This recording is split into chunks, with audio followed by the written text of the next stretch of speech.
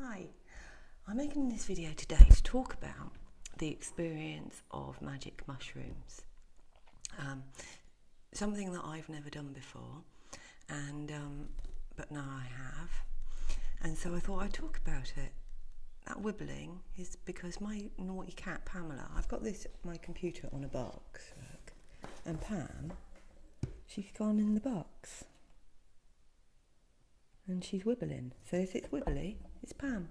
So just ignore it, okay? So yeah, I decided that I would like to give this a go. Now what happened is, over the last couple of years with the awakening and the experience that I've had, I've become more open-minded to things like that, because before I would have been far too frightened to do anything like that. I mean, if you're tormented like I was, the last thing you want to do is take anything psychedelic. I mean, that would be mad, wouldn't it? And I always knew that, because I thought, well, I would definitely have a bad trip. And so it is something that I'd heard people talking about. I'm a big fan, a great big fan I am, of Ram Dass. And I spent quite a lot of time listening to him and him talking about his experiences in the 70s with Terence McKenna and other people, and also listened to Terence McKenna talking about, psychedelics and magic mushrooms and the experiences that they had.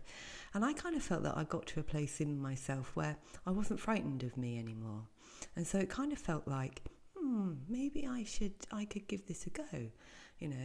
It sounded amazing. Like, I started watching videos of people talking about their experiences of travelling outside of the mind and the insights and things that they were getting.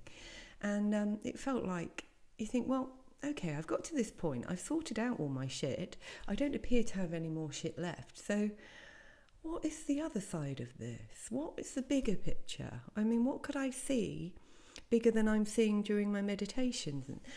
Because I've reached a point where I can sit in meditation now, and it's kind of as if I leave my body. It's not a physical thing. It's not like I'm suddenly flying through the air somewhere else. It's just that my connection to here seems to be able to become less, and I can spend time in that bigger picture, like in going into the void and just seeing from that perspective, and knowing when you're in that place, absolutely, that you are consciousness itself, and that's become a lot of the time just my way of being, just being in that space of consciousness, knowing that I am much more than this little human that thinks everything is so important. And the little human has become less and less and less, and the bigger picture has become more and more and more. So I thought it would be an interesting experiment, and my fear was gone. So I decided that I would like to give it a go, and so we sent off for a kit, and from Holland, and it arrived, and it's really easy. You just take this little box, put it in a bag, spray the bag of water, and put some paper clips on the bag and leave it. And 10 days later, you've got a great big load of mushrooms. So that's what I did. And when they were growing, I kind of spent a lot of time thinking about this, because I don't think it's something, Pamela, I don't think it's something that you should take lightly, because it is quite a serious thing, because you don't know what's going to happen, and you are messing with your physiology.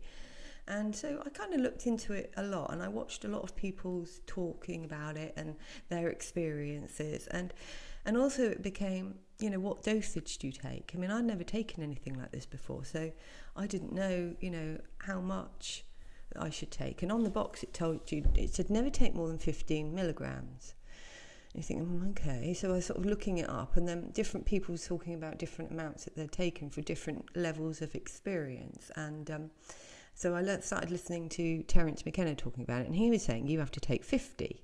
If you want to have the real proper out of here experience, you have to take 50 milligrams. And I'm thinking, on the box it says 15, and he's saying 50. I mean, that's a lot more, isn't it? That's a lot more. And so I watched a couple of other experiences. I watched this video of this guy that had taken 7 grams of dried mushrooms, so that would be 70 grams of fresh mushrooms.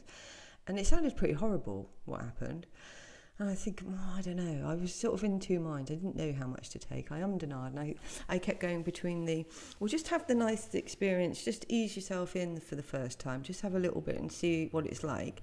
And on the other half, just go for it. If you're going to do it, just do it. There's nothing to be afraid of. I know my mind now. There's nothing to scare me in there.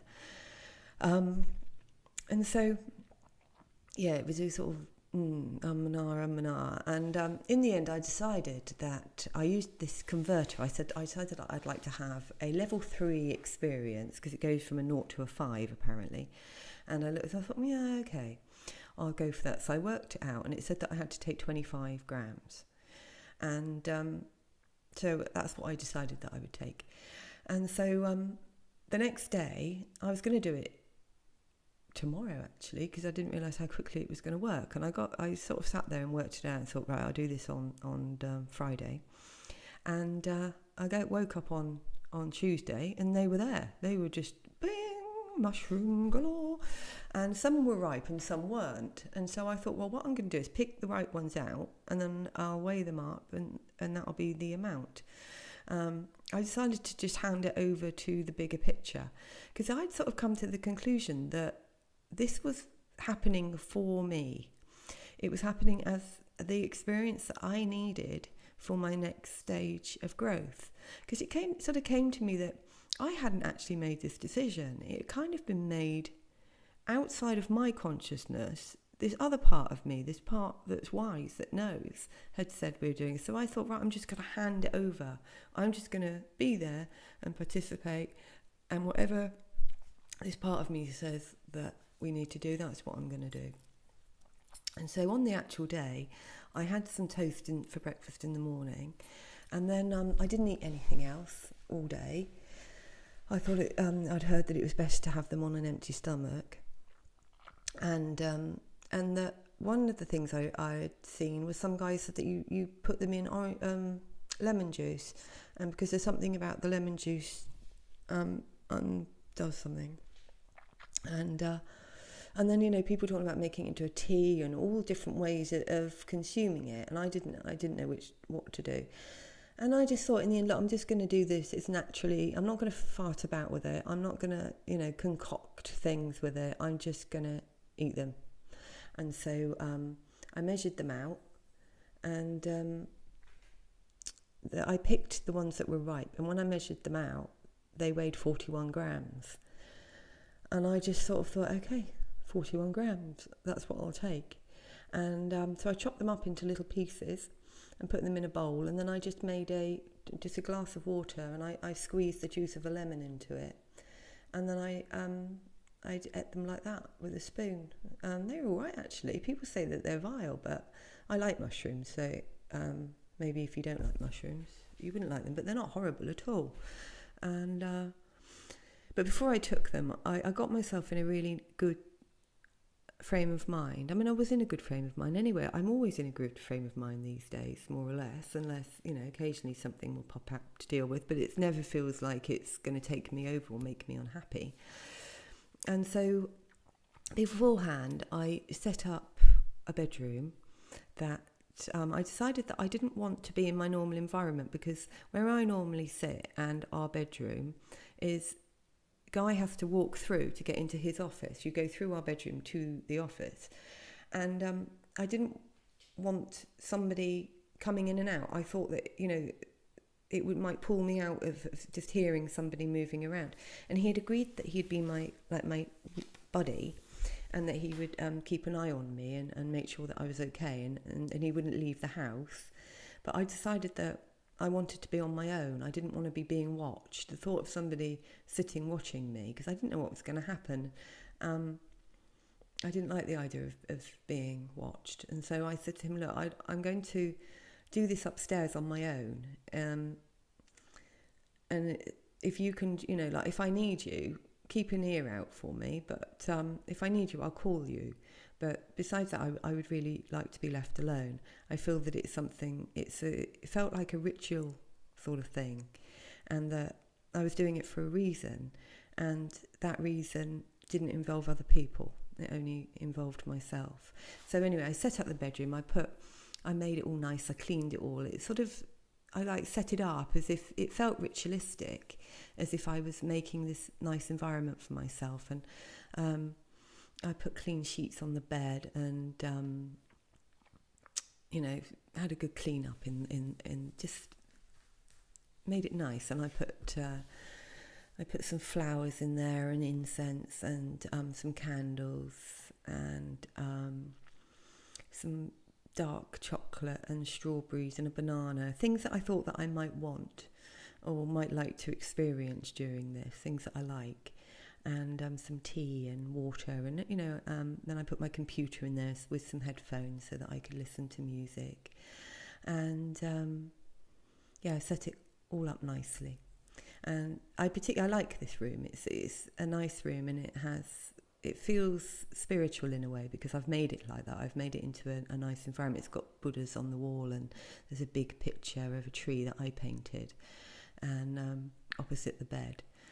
And so it felt like the right environment. So I sat on my own before I took them, and I really did I prepared everything, and then I sat downstairs, and I sort of said not a prayer, but just a sort of an intention that I wanted to understand myself. The reason I was doing this was to gain more understanding of me, and to see if there was anything left in me that I hadn't got out, because I had a feeling there was, but I didn't know what it was. I couldn't reach it.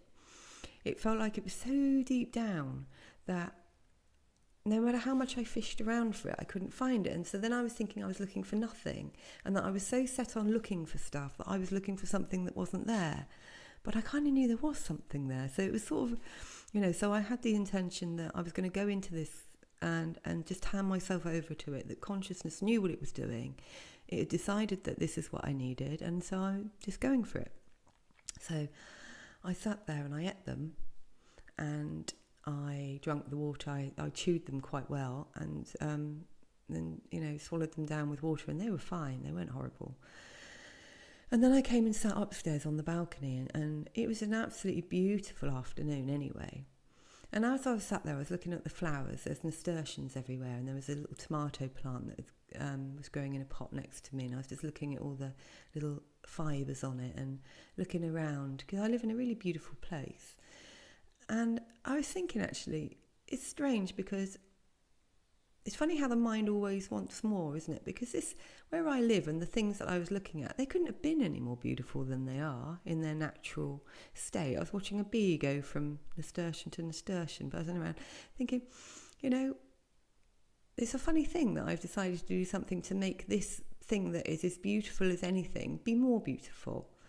But anyway, I sat there and I just went into a sort of meditative state and waited for it to kick in. And then after, it wasn't that long, actually. I was a little bit concerned at that point, because it was only about half an hour, and I had heard that it would take sort of 45 minutes to an hour and a half before you started to feel anything. And it was probably 25, 30 minutes, and I started to feel it, and I thought, oh God, what have I done? Have I taken this massive amount of this? Anyway, I just thought, well, que sera, sera, it is what it is, and it will be what it will be, and it's the way it's meant to be, because that's what's happened. And so I sat there and just sort of sat with my eyes shut, and then I started to notice the colours in my head were changing, and they were so bright and beautiful. And in my last video, I talked about the yellow and pink light that had come out of vulnerability. And I could see that swirling round and round, and it was just so breathtakingly beautiful. And then other colours and the geometric shapes that people talk about. And then I opened my eyes and looked out across the valley, and everything that would normally, like all the glass in all the houses, instead of being the normal glass colour were all like aquamarine blue, and all the white paintwork started to turn blue, and all the green was suddenly hugely bright. It was ridiculous. It was like somebody just turned up the volume, like in the old days when you used to get postcards from people would send you from like Benidorm and stuff, and they'd obviously been ramped up in the colour department to make it look even bluer and even more beautiful. It was like that. It was just, I sat there saying, this is ridiculous, because it was just amazing. It seemed silly. It made me laugh how ridiculous it was. And then I noticed there was a pot there, and a lemon pip is turned into a little lemon tree. And it's about that big at the moment, but its little leaves were sort of reaching up to the sun. And when I looked at it, its delicateness and how it was reaching out for the sun, and I looked at all the other and realised that everything is reaching out to the sun. Everything in nature has its arms risen towards the sun and its head risen towards the sun. And I noticed the palm tree in front of me was doing exactly the same as the little lemon tree, just sort of sat there with their little heads up. And it made me cry. I burst into tears at the beauty of it and the absolute amazingness of nature, and how contented nature was with just being. And it just made me cry because it was just so beautiful. So I sat there for probably about another half an hour being a flower, which was because I was moving my head down like nighttime and then round and then raising my head up to the sun like the plants did, and I was a flower, and it was beautiful. And I realised how important the sun was, and how without the sun there would be nothing.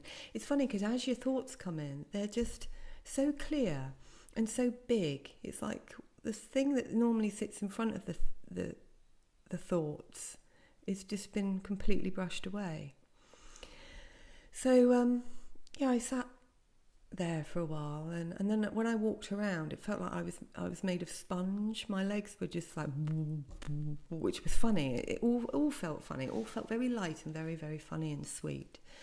And I went into the kitchen, and the strawberries were on the side, and I picked one of them up, and I just couldn't believe how beautiful it was. It was just so beautiful, and the smell of it, everything about it was lovely. But actually, by this point, I'd started to feel sick. I actually felt sick throughout the whole thing.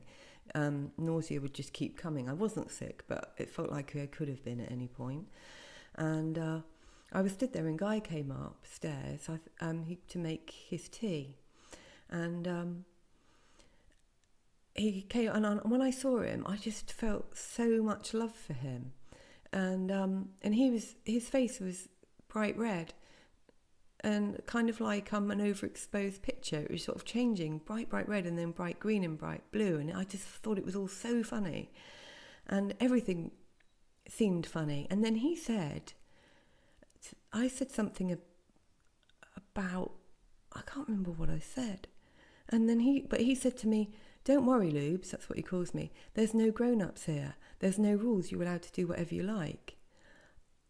And it hit me. It was like the first time in my life I realised I was a grown-up. Well, not even that I was grown-up, because I felt like a child, but I felt like a child who had been left at home and the grown-ups had gone away and they hadn't realised what they'd done, that they didn't realise that they'd left me and him in charge, and that it was just the funniest thing that him and I had been allowed to be in charge of a life, and that we were allowed to have a house, and we were allowed to pretend to be adults. It felt like I felt like a small child, and I was just so amazed by the fact that I was allowed to do whatever I liked, and no one was going to tell me that I was naughty or wrong.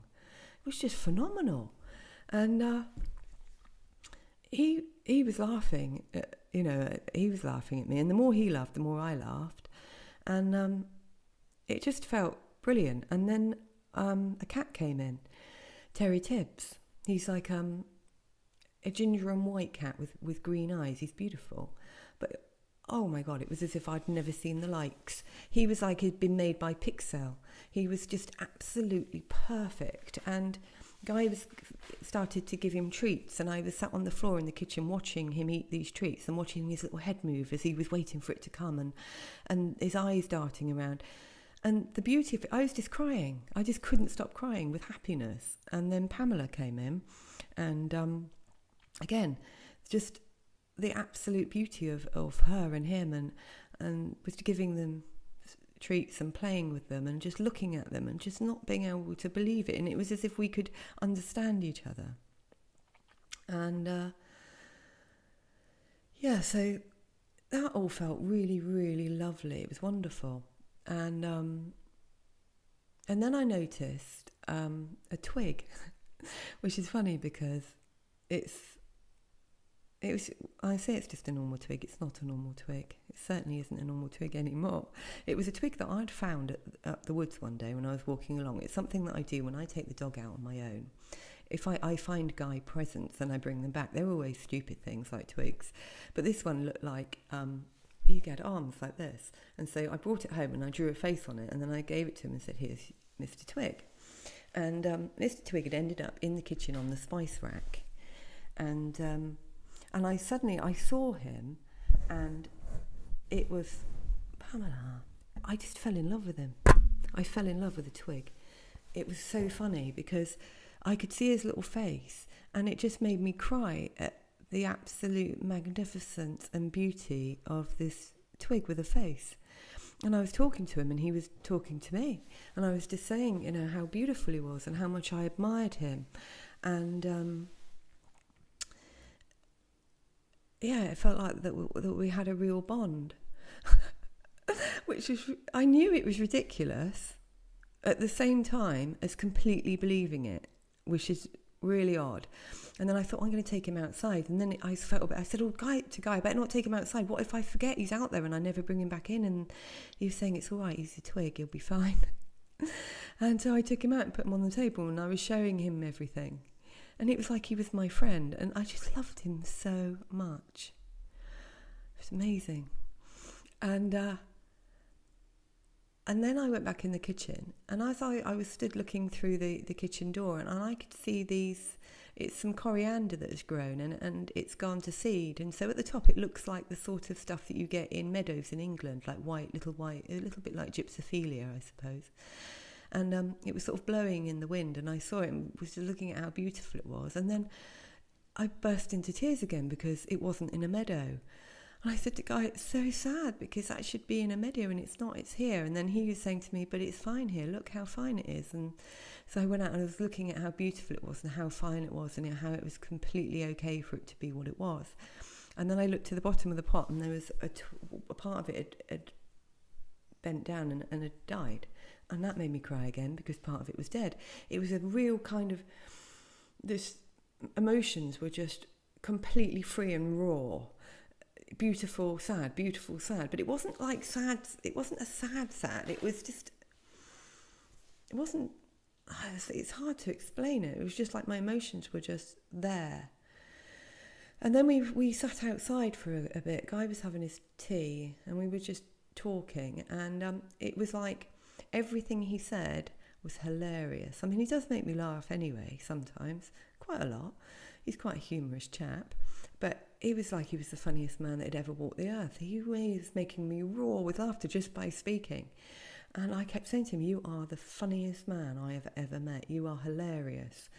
And then at one point I said, I've never noticed it before. And then I realised how rude that seemed, and that made me laugh again, really laugh. And then I noticed a tree, and I said to him, Bob Ross painted that. And then suddenly I realised at the time that Bob Ross was God.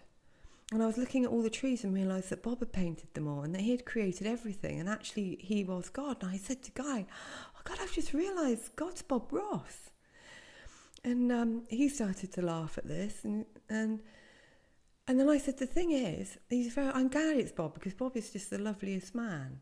And I'm really, really happy that it's turned out that it's Bob.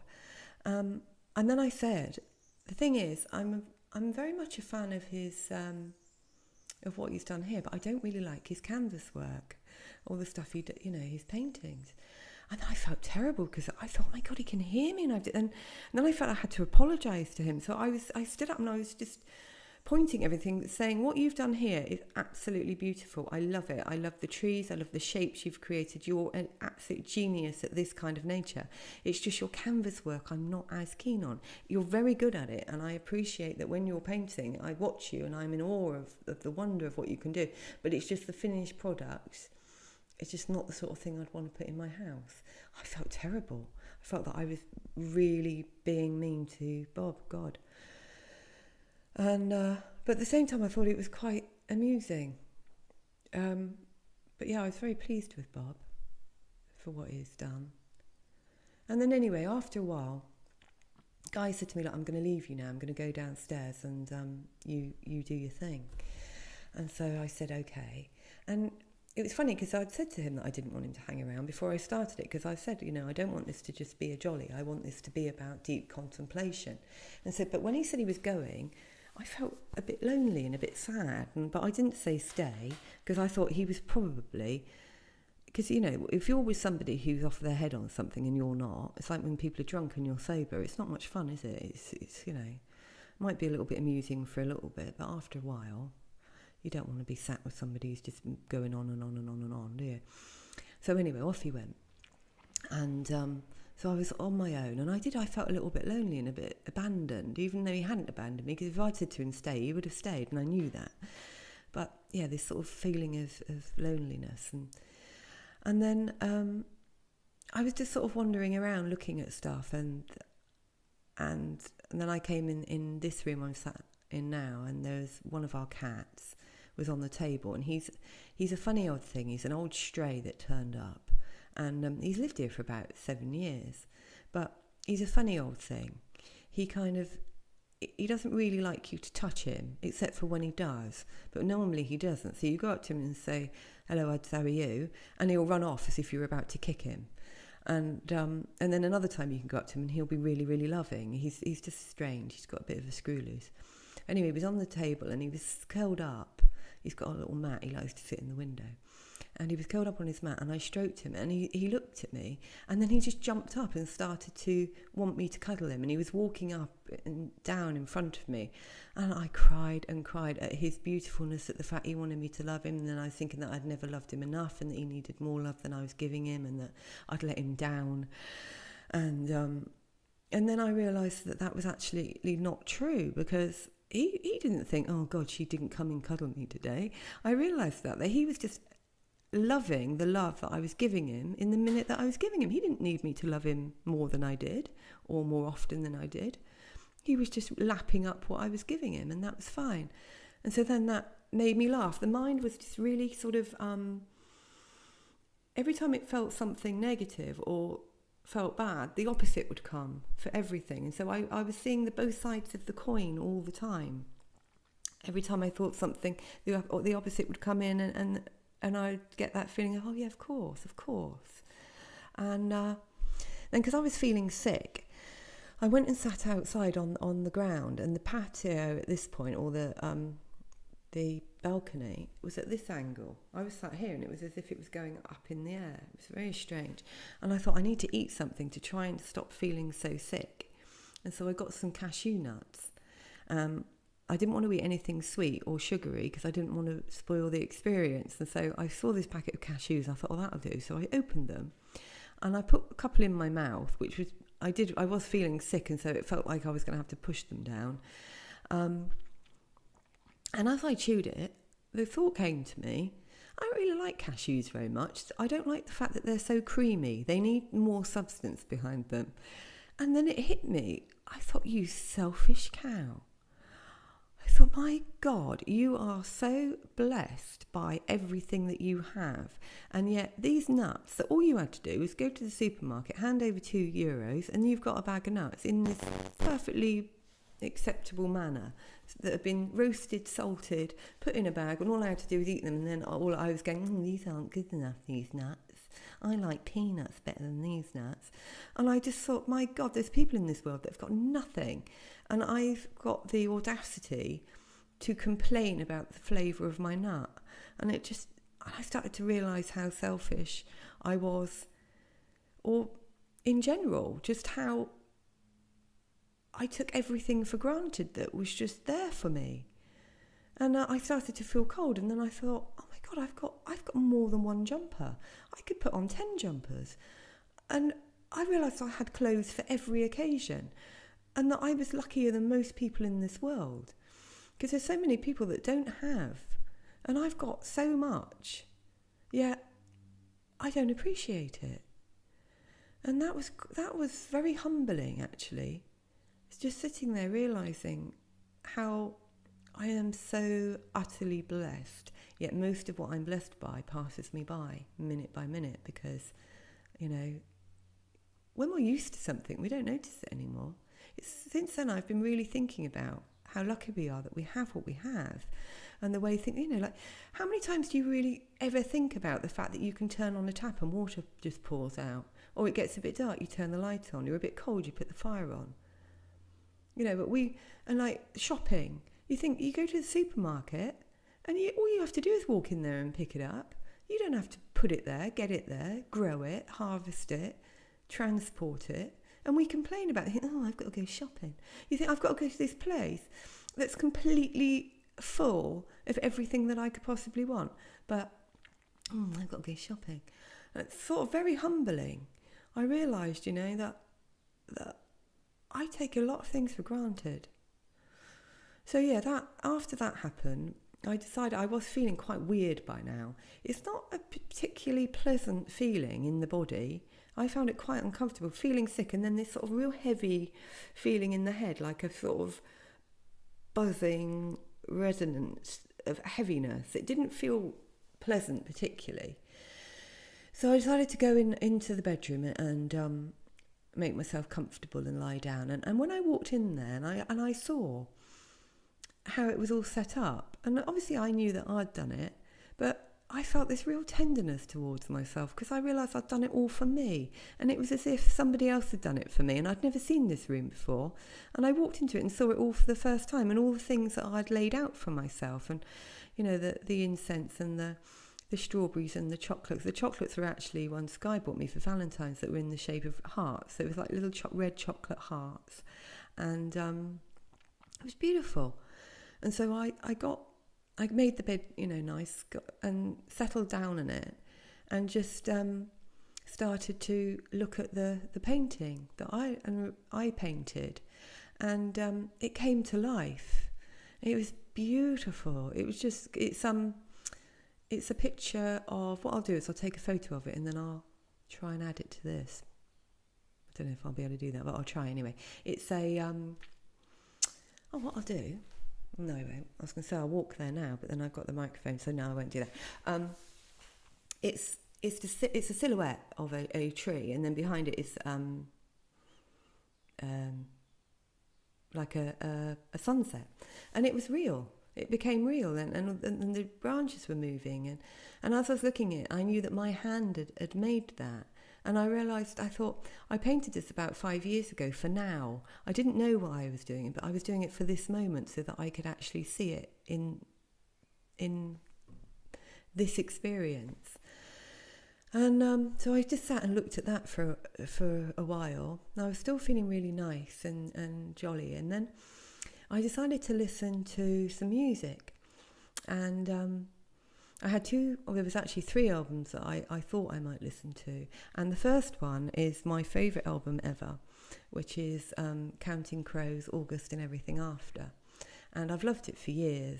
I mean, I think it's probably about 20 years old, and I think I've been listening to it for that long. And I put it on and settled down, put headphones on and laid back and started to listen to it. And as I heard Adam singing, I could feel every single ounce, I don't know how you measure it in measurements,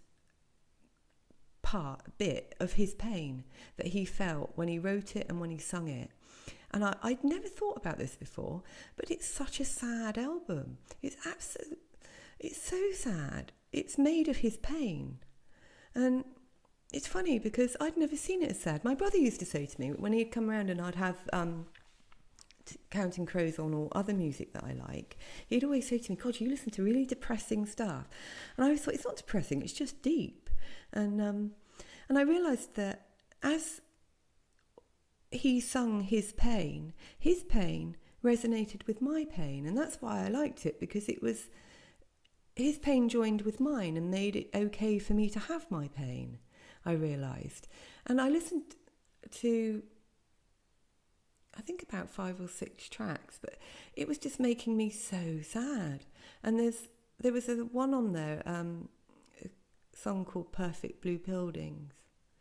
And it was a live version. And as he sung it, it was just ripping me apart. The sorrow in his voice and the sadness of the lyrics were just, it felt like it was literally tearing me into pieces. It was just so sad. And the funny thing is as the song ended, because it was live, the audience erupted into, clapping and whooping and that seemed such a contrast from the last thing he said was that I don't think I'll go outside the house today, or something like that. And then everyone's going, whoa, and thinking, well, that joy that's come out of his sorrow, he's standing there and he's literally laying himself out on a plate and saying, this is my pain. And then there's a whole room of people that obviously also feel that pain, because like me, their pain resonates with his pain. And so the fact that he's willing to lay his pain bare, and they're able to pick it up and say, I have that too, made them happy. It's a very strange thing. Another thing that happened when I was listening to it was I became him. As I was singing the lyrics and they were coming out of me, and I was feeling everything he felt when he wrote them. And he has a dissociation disorder, and I could feel that. I could feel in his lyrics all his pain that he felt, that was amazing, because I realised that the pain that we feel is one pain and we all share it, and we're like alchemists, that we take all of the emotions and we put them into our own little pattern of emotions, and we make our own combination, and each of our combinations is completely unique. It's all the same stuff put together in a slightly different way depending on our experience. So I listened to that and that was okay. And then I got up to go to the toilet, and I came back and I looked at the bed, and I saw my father lying in the bed, because when my father had stayed a couple of years ago, that's where he'd slept, in that room, in that bed. And my dad had a stroke a few years ago, and he's not very steady on his feet, and so I'd helped him to bed. And suddenly I saw him lying there. And through this experience, the thing with the emotional stuff around my father, it's actually been quite hard for me to deal with. And I thought I had dealt with it, but in this moment I realised actually I hadn't dealt with it at all. And suddenly I could see him lying there, and it hit me like a brick, because it wasn't me, I was him, and I was seeing me from his perspective, and I was seeing from his mind and how he can't express himself, and that even though he wants to be able to express, he can't. And I could see that, how he'd never been able to share his emotions because they were so stuck inside of him. And I just really, really sad. And I got into bed and curled up, and I was just crying. And then all of a sudden, I was like 3 years old again. I could see myself sitting in the house that we lived in when I was 3. And I was 3. It wasn't like I was seeing myself being 3. I was 3. And I was crying. I could see my legs and my knees and my shoes and my socks. And I was crying, and the tears were dropping onto my legs. And I was really, really sad because my dad didn't love me. And I'd realised this at that age, that what had happened was my mum wasn't there. I don't know where she was. She'd gone somewhere. And I was very, very attached to my mum. But I was a very nervous child.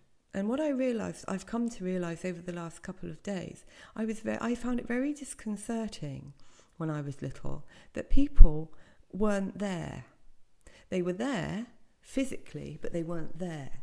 And that when I looked at people, and when people engaged with me and spoke with me, there was no connection, because I didn't know at the time, but they couldn't connect because they were lost in their minds. And so even though they were making the right noises, there was no one behind the eyes. And my mum would go in and out, in and out. Sometimes she would be there and she'd be present. And when she was, I was so happy. But a lot of the time she wasn't, because she was quite a tormented soul herself. And so a lot of the time she wasn't there. And anyway, she was out. And my dad was in charge of us. And he was watching football on the telly. And I wanted to tell him something. I wanted him to notice me, to be with me. Because the thing is, my father would be there in the house if he had to be there with us. He wasn't around a lot. He was always off doing something or other, some sort of sport or work or whatever. And I wanted him to notice me, and he was watching football. And I was feeling bad, and I didn't really know why, but I was.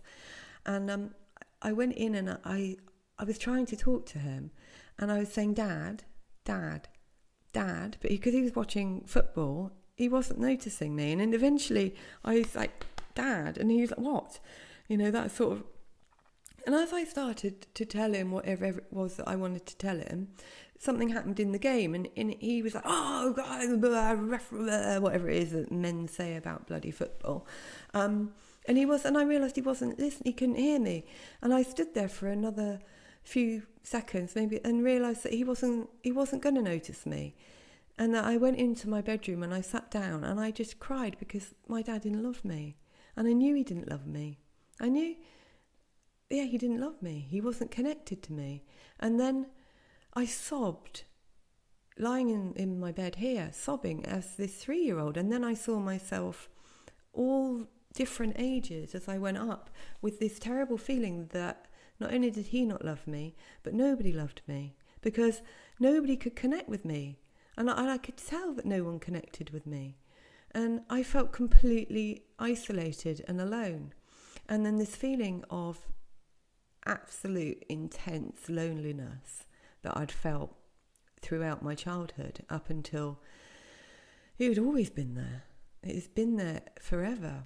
And it was so absolutely all-consuming that I was paralysed with this sadness and this loneliness.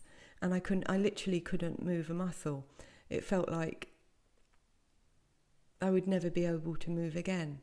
But at the same time, of course, the logic, my mind was going, God, look at this, I was seeing it. I was seeing these feelings that I realised had been pushed right down the bottom, that I'd been trying to get out, but I couldn't let them out because they were so dense and so painful that I couldn't let them rise up. And there they were in all their glory. And so I sat in that for ages.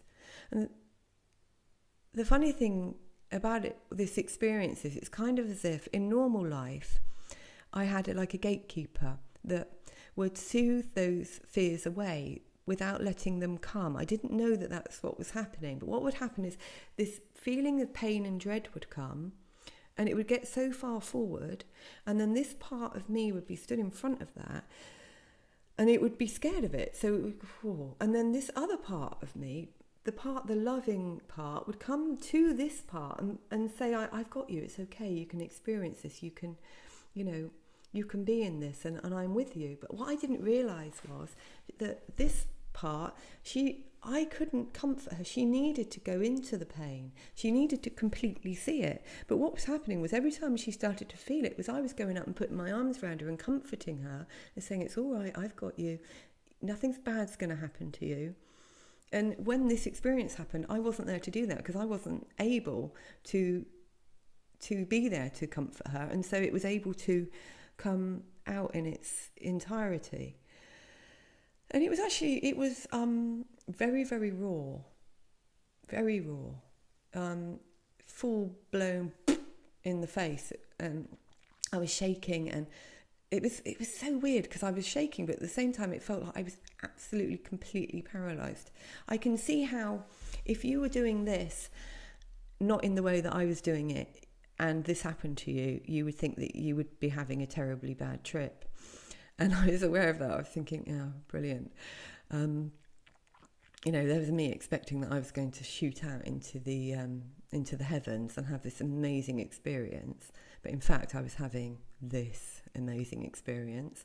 But, it came to me that you don't always get what you want, you get what you need. And so I just sat in that, and then I started to have sort of weird hallucination things, which actually I did find a bit frightening, because I was in this space of this real dense negative energy. What was sort of coming to me suddenly felt like there was something really bad behind it. And then I heard the part of the mind that's always been scared say, the monster's coming. And I thought, oh my God, please don't say that. And she said, no, it is, I can feel it, the monster's coming. And I realised that this thing that I'd been most scared of, the thing that I'd never allowed to come, was coming. And I was thinking, right, brace yourself, because here it comes. And it's frightening, because you normally, in the situation, if something starts to come out at you, if you're in your normal daily life, you can say, oh, right, okay, I'm going to go make a cup of tea, I'm going to go and do this, I'm going to, but there was no escape from it. And so I had to let it come, and all these sort of negative feelings started to rise up, and I thought that suddenly the gates of hell were going to open, and it was the apocalypse was going to happen. And it didn't happen, because I also realised at the same time, because there's more than one thought pattern going on, that the only thing that could come out of me is something that was already in me. And if there's never been an apocalypse in me, and so the chances are one wasn't coming out. So there was this logic that was talking it through. And then I decided to stand up and look in the mirror. So I went and stood in front of the mirror. I hadn't realised, but I was still crying. I was crying nearly the whole time. And I stood in front of the mirror and looked at myself, and it was as if I'd never seen myself before. I saw myself differently to I had ever done, and I saw a real softness and a gentleness that I hadn't been able to see. And I stared into my own eyes, and as I did so, my face changed into face after face after face, but the eyes stayed the same, and the eyes were crying. And I realised that humanity was crying, because we're all so trapped.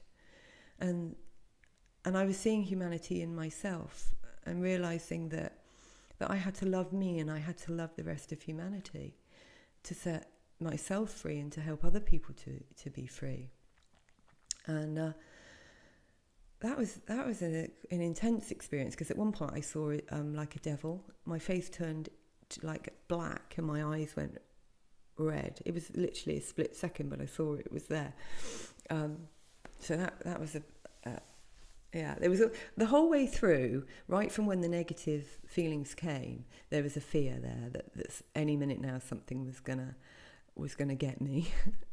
So then I laid back down, and then the most horrible thing of all happened. It was horrible. I was lying there, and all of a sudden, just out of nowhere, it sort of loomed in at me. It was Donald Trump. His massive, big, red, gingery, ugly head looming in. It was looming in and out and saying, I am the best at this. I am the best. And as he was saying it, I could see nuclear bombs exploding behind him. And he was as the world was just turning to shit because he'd broken it.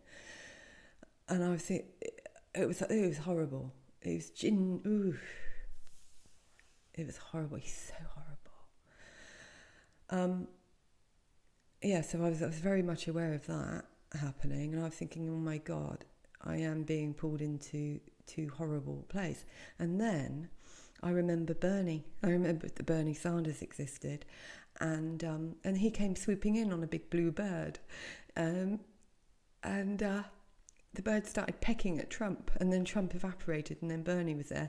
And then I cried again, because I love Bernie so much. And it's just how Bernie was like going to save the world from Trump. And yeah, that was really good. In the end, I can't think of what else happened.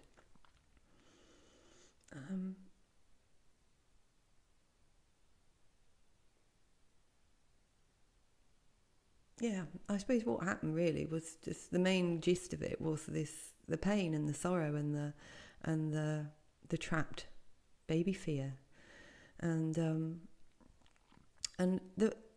I kept getting up. I didn't settle down at all. I think I did that thing of I didn't take enough to really leave this realm.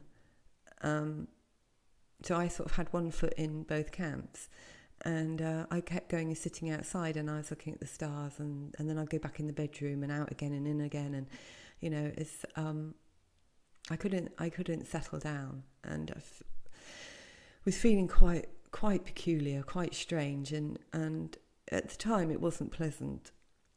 This part of it wasn't pleasant, and eventually I just thought, I'm just going to go downstairs and sit where I normally sit, and I was wishing that I'd just done that from the beginning, that I hadn't made this into a ritual like I had, that I'd just sat and been in my normal environment. I think I tried to make it too serious, and I probably didn't need to do that. And I was feeling a bit like, well, this hasn't bloody worked. I felt like it'd been about an hour and a half, 2 hours, and I was feeling quite like, I was expecting angels and other realms and fantastical things, and actually what I got was a great massive big bucket of pain. Thinking, brilliant, right, I'm going to go and sit down, and hopefully if I sit downstairs the brilliant will happen. So I went downstairs, and Guy was, and he said, "You all right, Lubes? How did it go?" And I said, "Well, it's still happening. What time is it?" And I thought, because I took them at 5 o'clock, I thought he was going to say it was about 7:30, and it was 11:30, and I don't know where the time went. It just went, and I really have no idea where it went. It was as if just disappeared.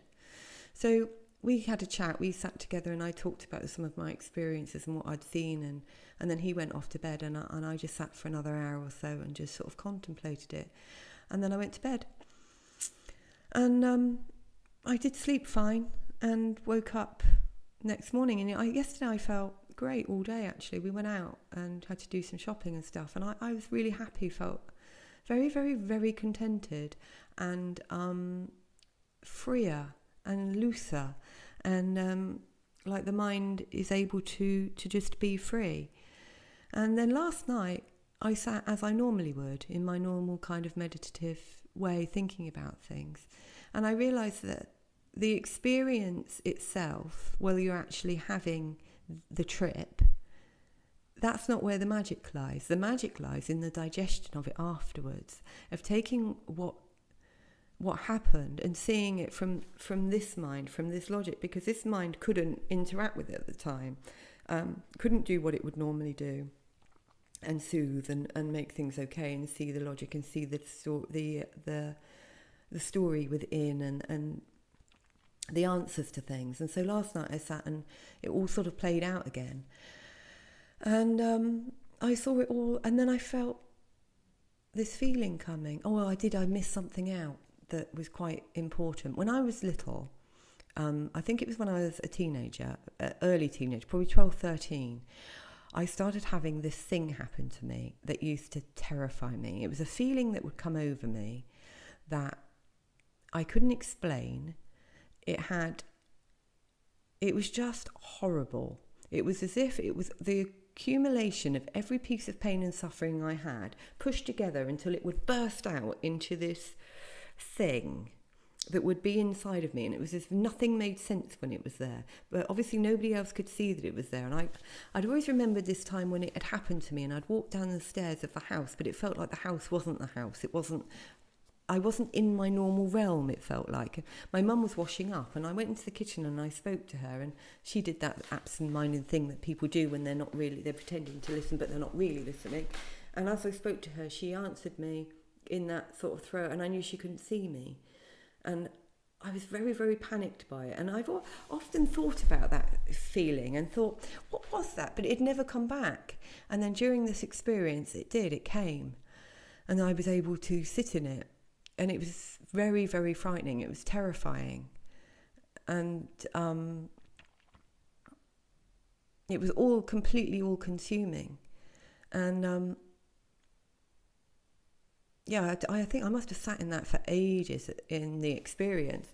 And then last night when I realised that it was coming, I could feel it coming back. And I thought, I have to see it from here, because it's all very well seeing it when I can't control it. But the problem is I've been blocking this and not allowing it to come into me. And just because I did this, it blew the doors off and it was able to come. But I need to allow it to come in reality, to be able to sit and be with that feeling. And it did, it came back, and I was able to see it and digest it and love it and release it. So that was pretty much the whole experience. And so in conclusion, I would recommend it if you're willing to go into seeing yourself. And I would also the first part of it, the first sort of hour and a half, was absolutely gloriously joyful. And I could imagine that if you took it with a group of friends and you were all having a laugh for the evening or the day or whatever, or you're out in nature looking at stuff or watching happy films and laughing and stuff, it would be a beautiful, beautiful experience, because it was beautiful, the bit that I had like that, but I chose to then shut that off and go in. But if you don't, and you just spend it with people, I can understand how, it is a really lovely thing. And so whether or not I'd do it again, I think I would do it again in a milder form. I'd try it with taking less and just having the lovely experience. And then at some point or other, I might try the whole big dose, 50 milligram type of thing. I wouldn't do either for quite a while, I don't think. It's not something I think that you do once and then you'll go, oh, I can't wait to do that again. To me, it feels to me like it's a medicine, and it's for cleaning and cleansing. And you have to be brave to do it. But if you do it, it's worth it. So, yeah, all in all, I would say that it's a positive experience, even though parts of it were really, really dark and negative. But I think that had I not chosen to go off and be completely on my own, if I'd said to Guy, will you stay with me? And then when I was having these feelings of loneliness and sorrow and this horrible feeling, if I'd had somebody sat there that I could have said, this is happening, and had someone that was saying to me, it's fine, you're okay, it probably would have been a lot more pleasant. But me, being stubborn and thinking that I know best, I decided I had to go this alone. And I don't think that was necessary, actually. I think that having a loving presence there would have been nicer. So I wouldn't recommend doing it on your own. I think do it with somebody else, unless you've just had enough and you just want to know and you're willing. You just have to be willing to experiment and go into yourself. Funny thing is, it's like 2 days ago since I did this, and I still don't feel. Some of the time, I feel like I'm still in that space. Last night when I was going to sleep, it came to me that I was still in the trip, and that the whole thing that had happened in the last 24 hours was actually part of the trip, and that I'm still there. And I keep having that flash to me that maybe I am still actually in that room asleep on the bed, and this is all just the trip. I don't think it is. But what if it is? So anyway, that's that really. And yeah. So that's my experience. And I'll speak to you soon. Bye.